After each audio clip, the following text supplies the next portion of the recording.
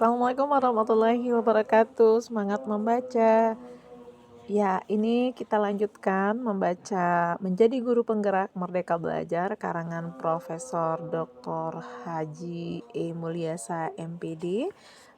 Kemarin kita sudah menyelesaikan bab 1 mengenai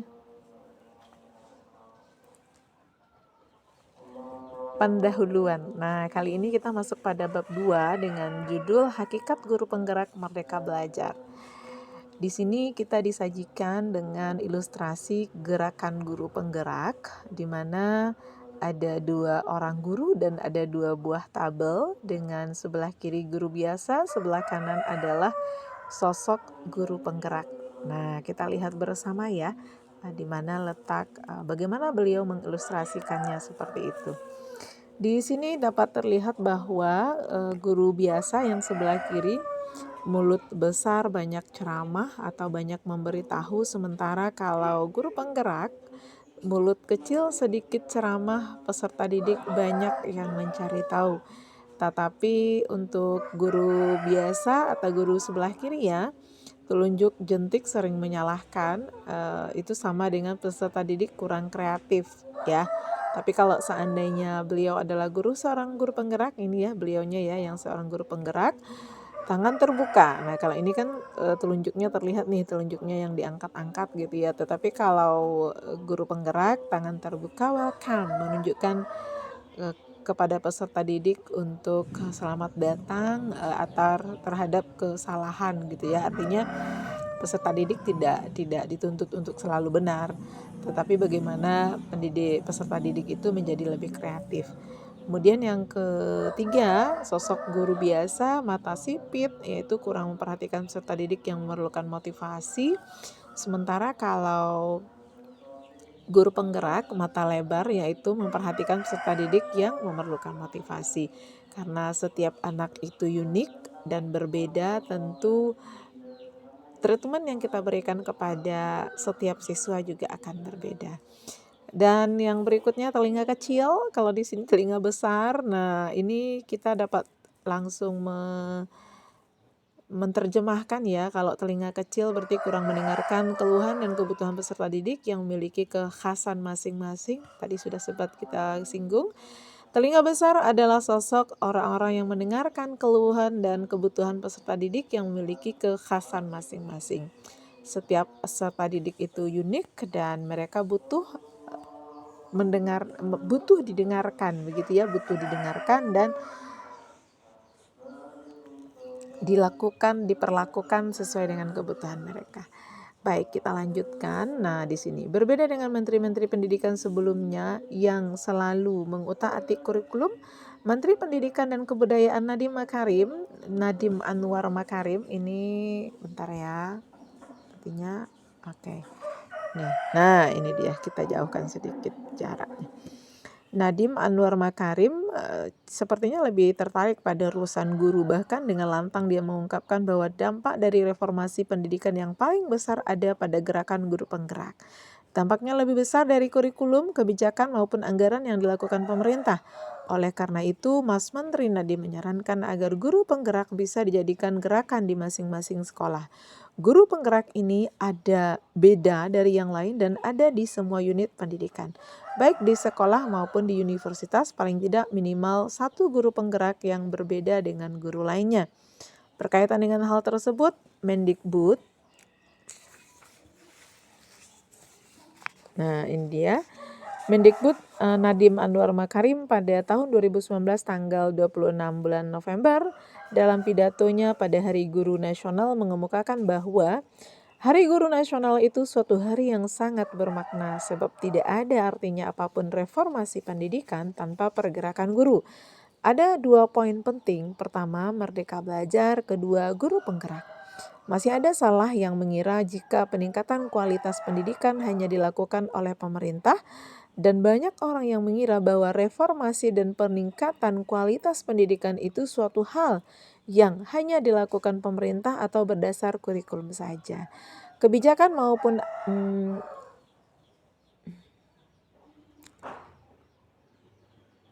kebijakan maupun anggaran. Saya di sini untuk bilang bahwa dampaknya sangat kecil dibanding ini menjadi gerakan di tiap-tiap sekolah, gerakan untuk yang namanya guru bergerak. Nah, sekarang kita mau melihat guru penggerak itu seperti apa secara mendetail ya. Di sini banyak sama dengan bab-bab pendahulu, mungkin kita hanya akan membahas sesuai durasi ya, karena durasi gitu ya.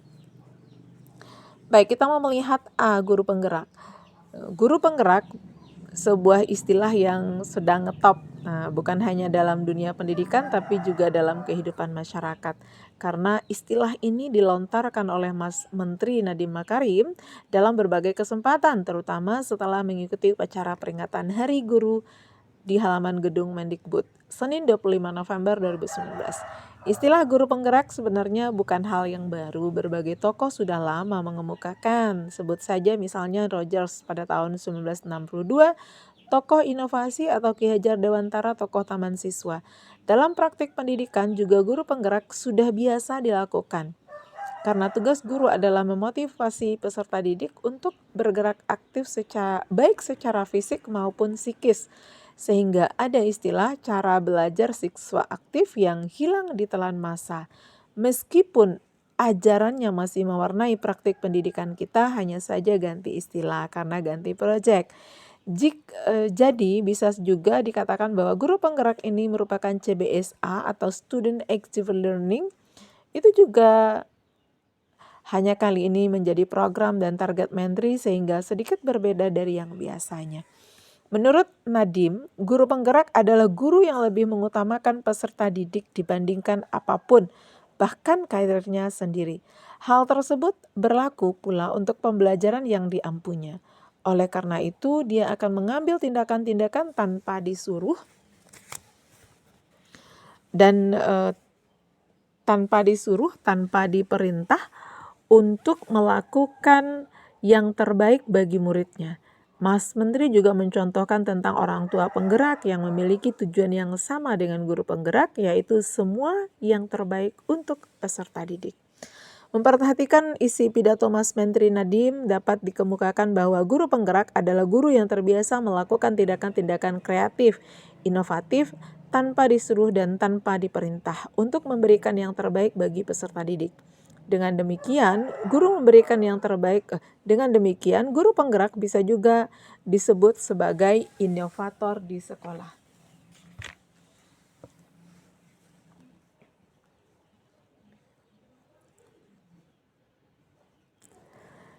Yang selalu mencari cara-cara baru untuk memberikan layanan terbaik bagi peserta didik.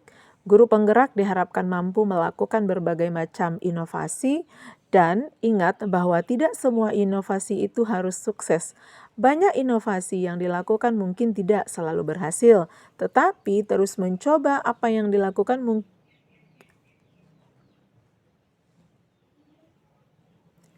apa yang sesuai untuk peserta didik, untuk sekolah dan lingkungannya. Guru tersebut harus mendapat perhatian dan dukungan dari pemerintah, termasuk dari sisi regulasi dan birokrasi yang lebih fleksibel dan situasional. Dalam kerangka inilah pemerintah fokus untuk membantu memerdekakan para guru penggerak yang sering dikekang dan kurang berkembang. Siapa sebenarnya yang dimaksud dengan guru penggerak? Setiap orang memiliki tafsiran yang berbeda-beda menjawab pertanyaan tersebut.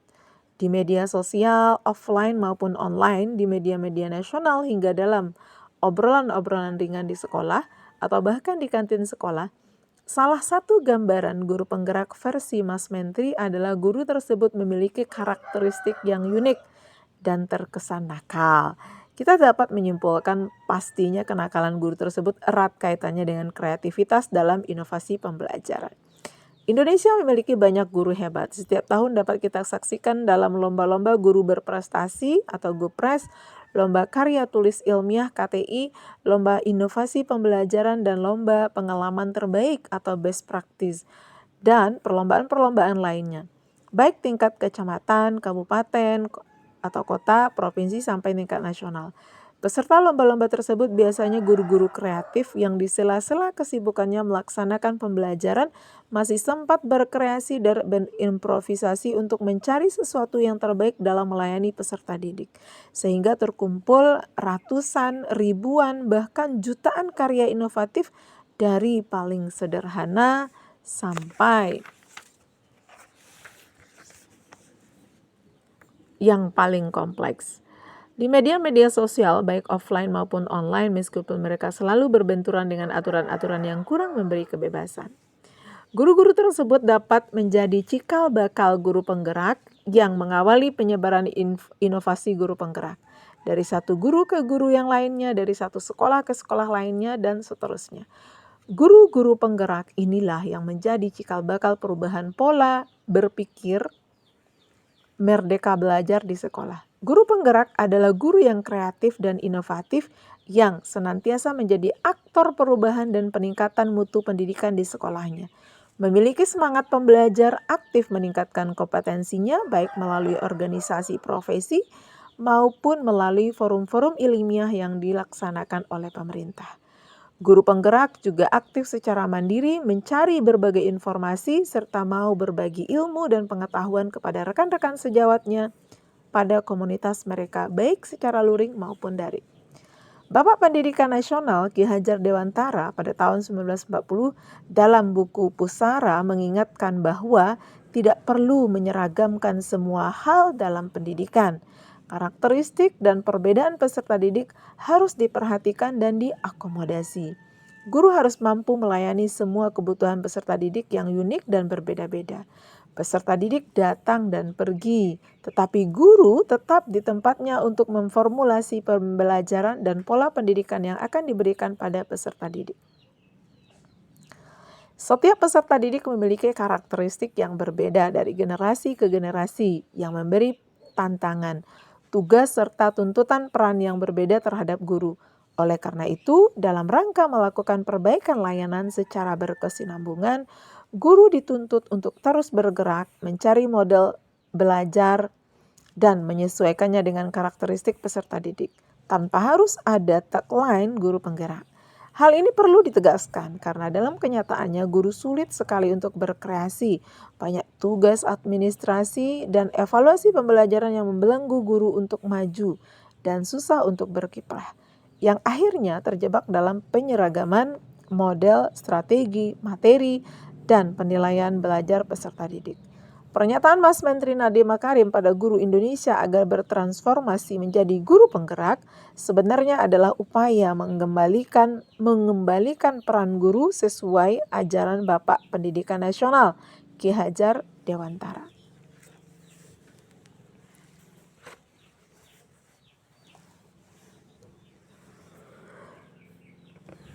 Guru ibarat petani pengurus tanaman. Jika tugas petani memastikan padi, jagung, dan palawijanya dapat tumbuh dengan subur, maka tugas guru adalah memastikan peserta didiknya dapat tumbuh dan berkembang sesuai dengan potensinya masing-masing.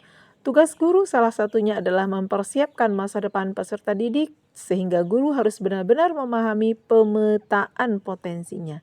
Guru dapat mengamati keseharian peserta didik di sekolah dan melihat kecenderungan minat mereka pada bidang apa.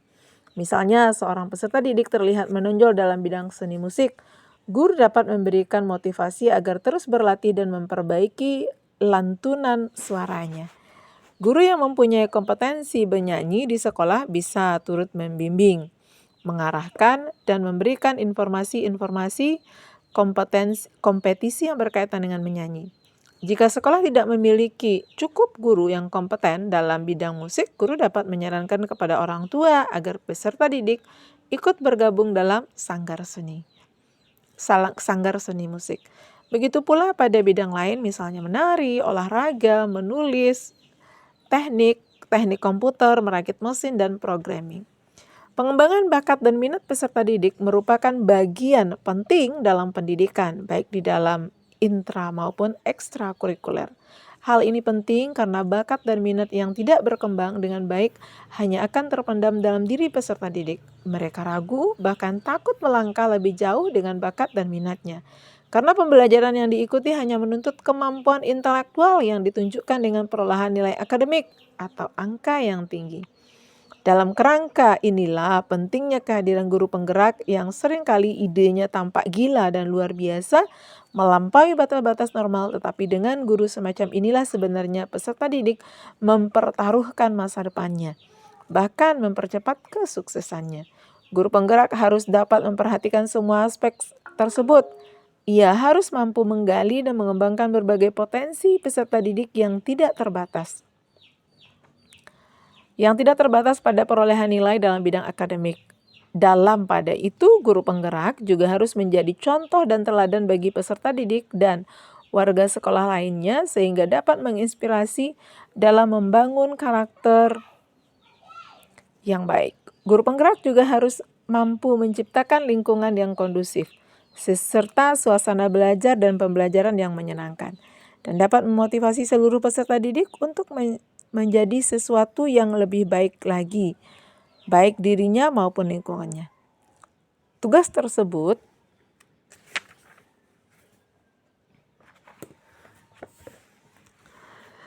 berat dan sulit kalau dipikirkan, tapi kalau dilakukan dengan ikhlas dan penuh tanggung jawab, serta bekerja sama dan berkolaborasi dengan guru lain untuk memberikan yang terbaik bagi peserta didik, seberat apapun tugas yang diembannya akan terasa ringan. Beberapa hal yang dapat disiapkan dan dilakukan untuk menjadi guru penggerak adalah sebagai berikut. Yang pertama, belajar dan mengikuti perkembangan teknologi baru. Saat ini teknologi berkembang dengan sangat pesat. Dunia cepat berubah dengan membawa berbagai dampak kehidupan yang harus diantisipasi oleh pendidikan. Oleh karena itu, guru harus update dengan berbagai perubahan agar dapat melakukan pembelajaran yang up to date. Sesuai dengan perkembangan dan kebutuhan peserta didik, di era milenial sekarang ini pembelajaran bisa dilakukan secara daring. Guru bisa berbagi tugas dengan teknologi dalam bentuk pribadi peserta didik. Untuk itu, guru harus menguasai teknologi dan mendayagunakannya dalam pembelajaran. Yang kedua, mengupdate pengetahuan dan belajar teori-teori baru. Guru harus belajar menggunakan metode baru, belajar memahami kebutuhan dan karakteristik peserta didik. Jika ingin menjadi guru penggerak, harus terus belajar dan belajar. Tidak ada hari tanpa belajar. Kuncinya Coca-Cola. Di mana saja, kapan saja belajar, atau sering disebut lifelong learning. Guru penggerak harus mampu memimpin diskusi dalam pembelajaran. Oleh karena itu, harus belajar bagaimana memberikan pertanyaan yang menarik untuk menciptakan diskusi di kalangan peserta didik. Ketiga, berpikir kreatif dan inovatif. Guru penggerak harus terbiasa berpikir kreatif dan inovatif dalam menciptakan cara-cara baru untuk memberikan yang terbaik bagi peserta didik, sehingga tercipta pembelajaran yang kreatif dan menyenangkan. Guru penggerak memiliki berbagai macam inovasi, bergerak tanpa menunggu komando, menciptakan pembelajaran yang mampu membuat peserta didik berpikir kritis bukan mekanis. Karena hanya yang mampu berpikir kritislah yang dapat meraih masa depan yang cemerlang di era milenial. Menjadi guru penggerak memang bukanlah hal yang mudah, tetapi dunia pendidikan nasional saat ini membutuhkannya. Untuk mengubah wajah pendidikan kita, untuk menyiapkan generasi pengganti yang lebih baik. Karena generasi yang baik hanya bisa disiapkan melalui pendidikan.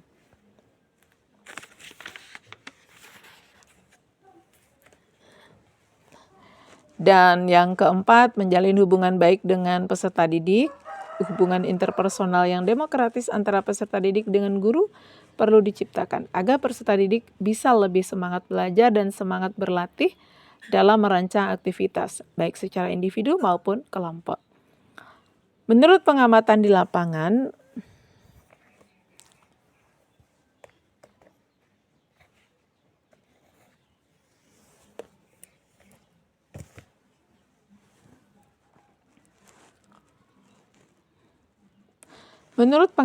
lapangan, guru yang bertipe demokratis lebih berhasil memotivasi peserta didik dibanding guru yang otoriter. Guru yang mampu mewujudkan suasana kooperatif dan respek terhadap peserta didik lebih disenangi dan lebih berhasil dalam melaksanakan tugas. Kelima, menciptakan iklim yang demokratis. Dalam suasana demokratis tampak adanya kecenderungan peserta didik untuk lebih berpartisipasi dalam berbagai kegiatan yang diselenggarakan di sekolah. Misalnya kegiatan ekstrakurikuler, kokurikuler, kelompok ilmiah remaja, kelompok pencinta alam, palang merah remaja, pramuka, dan bakti sosial. Melalui pengalaman langsung peserta didik semakin berkembang, menemukan diri dan meningkatkan tanggung jawabnya. Peserta didik dalam melaksanakan kegiatan sebaiknya tidak terbatas pada lingkup sekolahnya, tetapi diusahakan antar sekolah, tingkat lokal, regional, nasional, bahkan kalau memungkinkan sampai ke tingkat internasional. Keenam, membangun kerjasama dengan masyarakat dan orang tua peserta didik. Sekolah merupakan bagian integral dari masyarakat. Maju mundurnya sekolah tidak dapat dipisahkan dari peran serta masyarakat. Karakteristik masyarakat misalnya petani, nelayan, pedagang, pegawai primitif, modern, desa, kota mewarnai eksistensi dan kualitas sekolah. Harapan masyarakat terhadap sekolah terutama tamatannya berbeda-beda karena adanya perbedaan karakteristik masyarakat tersebut. Oleh karena itu, guru penggerak harus mampu menjadi pelopor hubungan kerja sama dengan masyarakat, terutama dengan orang tua peserta didik. Ada organisasi para orang tua peserta didik, dulu dikenal dengan nama Badan Pembantu Penyelenggaraan Pendidikan atau BP3, sekarang bernama Komite Sekolah. Guru harus mendorong komite sekolah agar menjadi organisasi penggerak pendidikan di sekolah. Akhirnya perlu dikemukakan di sini bahwa Undang-Undang Republik Indonesia Nomor 14 Tahun 2005 tentang guru dan dosen mengisyaratkan bahwa guru adalah pendidik profesional dengan tugas utama mendidik, mengajar, mengarahkan, melatih, dan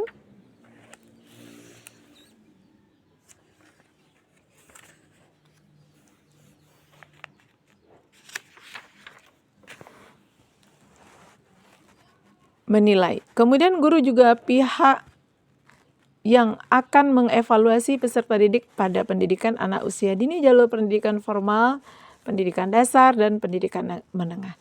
Artinya guru haruslah orang yang benar-benar memiliki peran keguruan, bisa memacu anak didik dengan baik, memotivasi dan memberikan inovasi. Setidaknya bagi guru minimal harus memiliki 4 kompetensi. Yang pertama, kompetensi pedagogik, kepribadian, sosial, dan profesional. Keempat kompetensi tersebut bersifat holistik dan integral. Di antaranya dapat mengenal secara lebih dekat dengan peserta didiknya, serta menguasai materi ajarnya, sehingga peserta didik tidak mengalami kesulitan ketika memahami materi yang diberikan. Begitu pula, guru harus capable dalam menyikapi peserta didik dalam pembelajaran. Mungkin hari ini hanya dulu, yaitu hakikat guru penggerak Merdeka Belajar. Untuk yang bagian B Merdeka Belajar, insya Allah besok kita sambung lagi. Terima kasih, semoga terus bersemangat membaca, menuntut pengetahuan, menuntut ilmu, mendapatkan pengetahuan. Assalamualaikum warahmatullahi wabarakatuh.